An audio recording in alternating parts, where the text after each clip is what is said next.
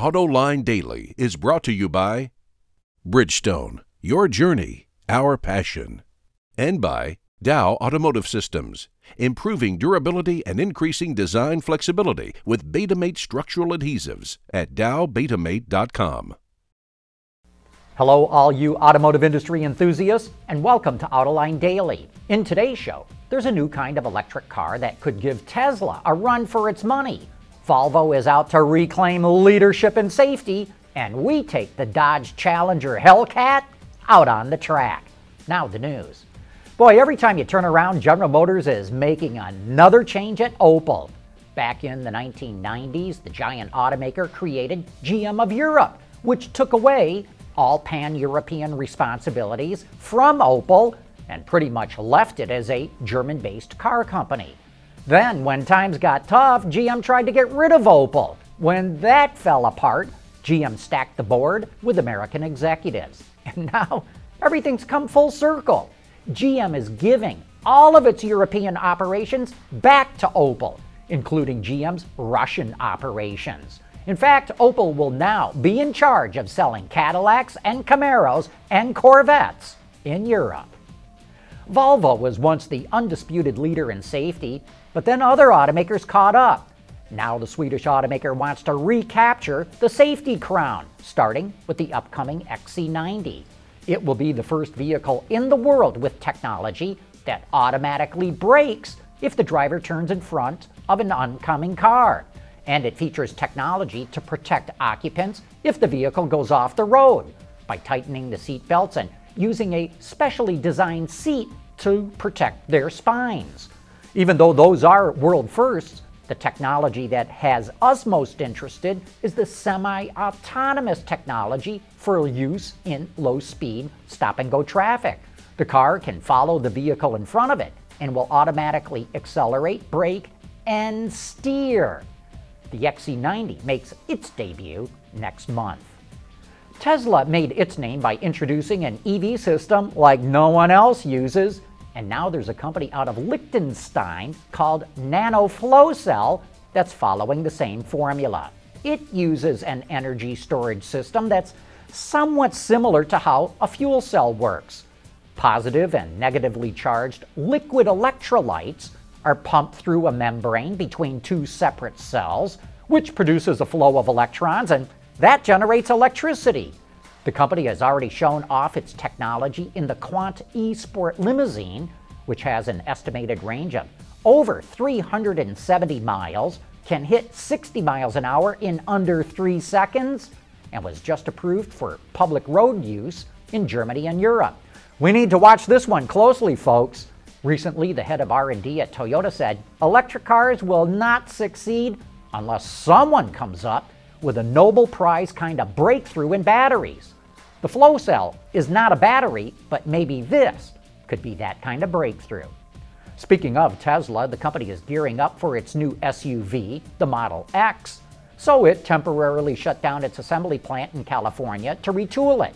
The upgrade will also help the company produce about 300 more Model S sedans every week when production picks back up early next month. Coming up next, we've got something to tell you about this week's Autoline After Hours. After that, I'll give you our driving impressions of the most incredible muscle car to ever hit the market. I'm Detroit Free Press auto critic Mark Phelan. I'm Scott Burgess, the Detroit editor of Motor Trend, and we're here in sunny Arizona to talk about the automotive Autoline. Not really Arizona, come on. It's a fantasy draft. Now we're going to have some of the best automotive journalists in the country making the choices, deciding who would run their car company, where would they want to be based, all of these things, right? Who is the politician that you would want on your board of directors? If you had to hire somebody to run your car company who is not an automotive executive, who would you choose? What movie would you want to have your company affiliated with? All that and more on the Autoline Automotive Fantasy Draft, which happens July 24th. On a computer near you. Fantasy. There's so much to love about Bridgestone's Dueler tires. The amazing traction, the quiet, comfortable ride, and they're really tough. It's like loving 3 tires in one. At a time when most brands are bragging about their latest hybrid or plug-in, Dodge is going in the opposite direction. It's now going to become Chrysler's performance brand, and it just unleashed one of the greatest muscle cars of all times. Remember, muscle cars were born back in the 1960s when someone got the idea to start stuffing family cars with big block V8s. And the 2015 Dodge Challenger shows that that formula still works today. Okay, I know a lot of you already know a ton about this car, and what everyone wants to know is, what's it like to drive this car with a 707 horsepower Hellcat engine? In a word, it's breathless. The 6.2-liter supercharged engine produces more power than the car can handle, meaning it takes a really good driver to get the most out of this beast. On road courses, you have to feed in the power carefully if you want to get maximum acceleration. Otherwise, you're just going to break the back end loose. Of course, you can leave the car in its normal driving mode and let the stability control take care of that, but it's a lot more fun putting it in sport mode and letting the tail end hang out. For brute force, straight line acceleration, the Hellcat offers an electronically controlled launch mode. Just pull up to the line, punch the launch mode button, stomp the brake pedal, floor the gas pedal, and when the light turns green, just snap your foot off the brake. The car does the rest. Dodge claims it will run the quarter mile in 10.8 seconds. Of course, that is with racing tires, but it will run from 0 to 60 in under 4 seconds. Top speed is officially rated at 199 miles an hour. Not bad for a 5-passenger car that weighs over 4,400 pounds. Of course, with that kind of power, you need a way to quickly haul it back to suborbital speeds, and that's why the Hellcat has monstrously big brakes. 6-piston calipers with 15.4-inch rotors on the front and 4-piston calipers on the rear with 13.8-inch rotors. They work impressively well. I mean, you can feel the pads biting into the rotors all the way up right through the brake pedal.